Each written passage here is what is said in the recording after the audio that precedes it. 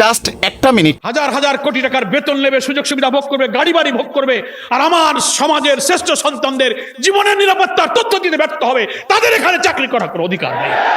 এই দেশের স্বাধীনতা, আমাদের জাতিসত্তা, আমাদের অখণ্ডতাকে রক্ষার প্রয়োজনে হাদির মতো এই সংগ্রামী মৃত্যুঞ্জয়ী বীরের বেঁচে থাকা প্রয়োজন। আমরা শুনি কি এক মহা কাজ কারবার, আপনাদের কত যন্ত্রপাতি রাশিয়া, ইউরোপ, আমেরিকা থেকে আনেন আধুনিক, লাভ কি? এগুলো মানে কি করলেন এ পর্যন্ত?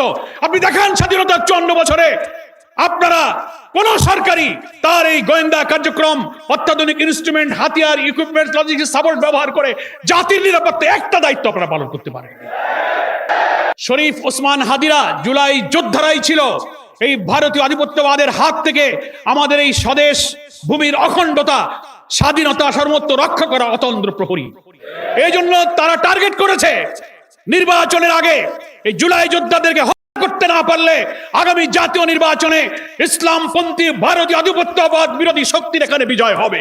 শেয়ার করে দিন যাতে অন্যজন এই বিষয়গুলো জেনে সচেতন হতে পারে।